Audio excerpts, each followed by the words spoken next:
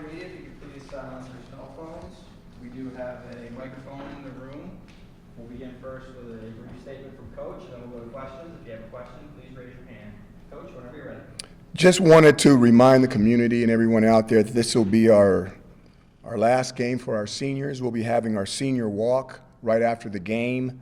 The seniors will go into the locker room for a brief period, just a moment, and then they'll come back and have an opportunity not only to reflect their 4, 5, and 6 years here at Syracuse, but also any memories that you would like to share with them as they walk around the football field for their final lap in the dome.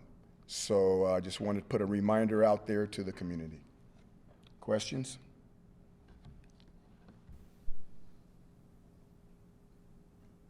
Nico? I'll start with as far as, this season when there's a year like this that maybe doesn't go this way or there is adversity, what can your players and really anybody on this team take from this and how will that help them grow? Well, I think the biggest thing is the adversity part. I think you got to turn a negative into a positive. There was expectations from a lot of people in this room, and a lot of people that were in this room on Sunday having the team meeting, and things didn't go our way. Now you need to take that and put it somewhere, and always remember when you want something how hard you need to work for it, and you can't wish, you got to make it happen. And I think that's a message that's been learned by our 105 members in this room, and I think it's been learned by a lot of people in the community as well. Steven? Thank you. Had a few personnel questions. We're only going to talk to you, I guess, after the Wake Forest game and today. 3 guys, I'll go through them one by one. Sam Heckel, what's kind of the outlook for him moving forward? Again, has to do with medical stuff, and I don't want to put his business out there. Would always love for him to be a part of what's going on. Don't know what the medical people are going to say. He hasn't practiced or anything this year. You're not expecting him for Wake Forest. Is the plan to take another look at him after the year? Is it possible he's ready for the spring?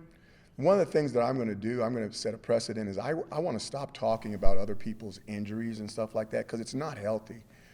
He's been hurt, and we need to see if he's going to get better or not. And some of that stuff is private, and I just don't want to put it out there. Yeah, I understand that. If you don't want to talk about the other guys I'm going to ask, and you can say you don't want to, but Ed Hendricks we haven't talked about since camp. You said indefinite. Anything you can share on him?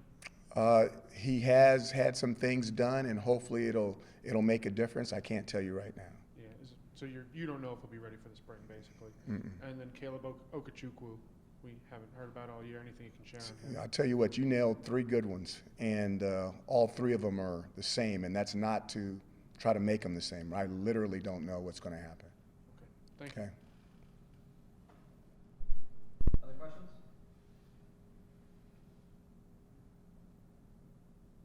Steven?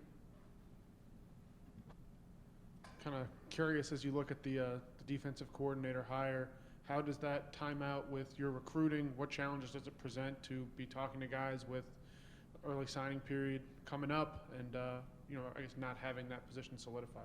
Once again, that is going to be something that's going to be decided after the season. It's definitely something that we need to look into, and I will look into, because it needs to be addressed whether we do or don't make a change. And I'm not going to even start that stuff until we see how this thing ends up. Jonathan, Coach, on your left. Coach, this is the first class that you'll spend all 4 years with. What can you say about these guys and the times you've had with them? Fantastic question. I think about our word faith, belief without evidence. And these guys came when there was no evidence, and they had tremendous faith in what we were going to get done here. And they had some good times, and now they've had some bad times. But I think they're going to always be orange, and I don't think they would have it any other way. Their memories are strong memories, and I think as they go off into the world as better fathers, better sons, and better husbands, we're going to have somebody that's always connected to Syracuse University and always connected to upstate New York. And I couldn't be more proud of these young men, the ones that played and the ones that didn't play, and sometimes that didn't play. And sometimes people, and I know that you guys don't because you guys are very involved with the family, but there's a lot of young men that I mean, medically, you never even saw them. There's guys that are graduating that got hurt 2 or 3 or 4 years ago, and a lot of people don't even know their names, but they're still part of what we started here. And they came in here with the right frame of mind, but things just didn't go their way. So there's a lot of family members that are going to be walking and that we're going to be thinking about on Saturday, and they'll always be orange. Nico?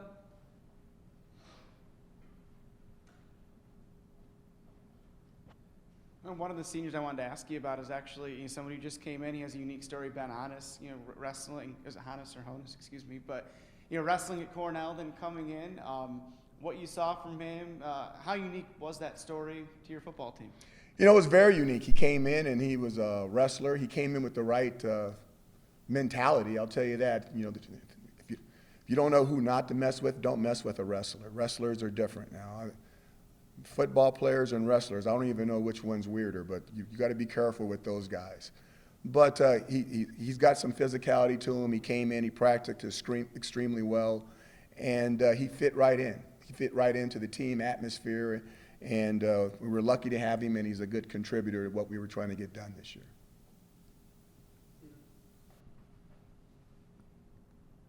I wanted to ask you about Sterling. From my perspective, seemed like a pretty scary moment for a guy who's a couple games away from, going to hopefully play professionally. What are you thinking as you see that happening, and what can you share about how he's doing?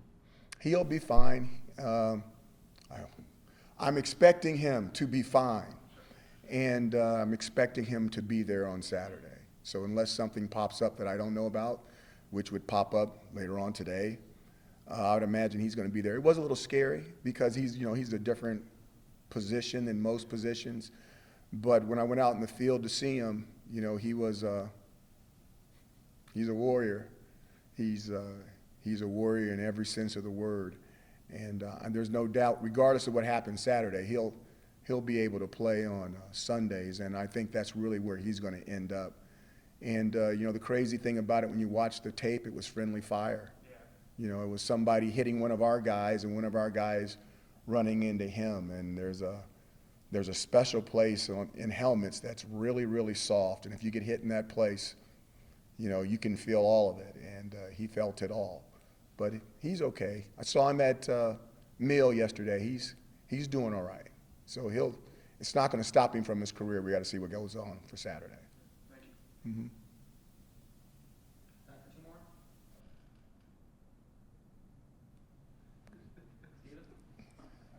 I appreciate you today, Steve. No one else has any questions. I've always got questions for you. I know you do. I wanted to ask you about the quarterback position, kind of looking ahead to next year. Obviously, Clayton won't be here. How do you kind of view that group and where Tommy is, and maybe the efforts you guys are making to potentially bring another player into the fold? Well, obviously, recruiting is recruiting. We don't know what's going to happen. We're recruiting at all positions. We need all positions. So we're going to go through the process and find out who we can get and get the best player possible and throw them in the hat and let them all work out and see where it all settles down at. But quarterback is no different than any other position. We need to make sure, especially at that position, you try to get a guy every year, which we didn't 1 year, so we got to fill in some gaps. You kind of talked about Tommy being potentially a starter here for 3 years. This year is obviously rough for him in a number of different ways. Do you still kind of view him as the guy moving into next year? I think he's the guy because he's the best guy coming back, but everything is open. How do I say it? We had the one situation when there was a starting safety when Andre Sisco got here. Yeah. And Andre Sisco was the second-team safety in spring. And then he was the first-team safety in the fall, and he's been ever since. No different than Kendall Coleman. There was a starting junior defensive end when Kendall Coleman got here, okay? But he was just too good to keep off the football field. First time he had a scrimmage here, his position coach said he graded 100%, and I said, bologna cheese, nobody grades 100%, and he's never been coached before. So the whole staff started watching the game again at 10 o'clock at night. And we got done in the AM. And when we got through grading it, he didn't have 100%. So the position coach was wrong. But he did have the highest grade we've ever seen by someone playing in their first scrimmage before. So in that way, the position coach was right. So you never know when you're going to get that individual, that Sisco, that Kendall Coleman, that's totally different than everybody else. But you need to be green and grown and open to that stuff. Certain guys have their slotted positions, but the best guy has to play no matter what. Wake has kind of been the surprise team this year, much like Syracuse was last year. What have you seen from them overall? Consistently being able to score a lot of points. I think anytime you have you have that type of offense and you're able to score points, you're going to be in games even when you're not supposed to be in games. And even the games that they've lost, if you look at what their point total scores, they've been able to score points on everybody. So I think they've done a nice job on offense. They've done a nice job in defense and getting turnovers and getting stops. But for the schools like us to be able to make moves like we did last year and the way they did this year, you're going to have to be able to score a whole bunch of points if you're not going to have major stops out of your defense. Last question for Coach?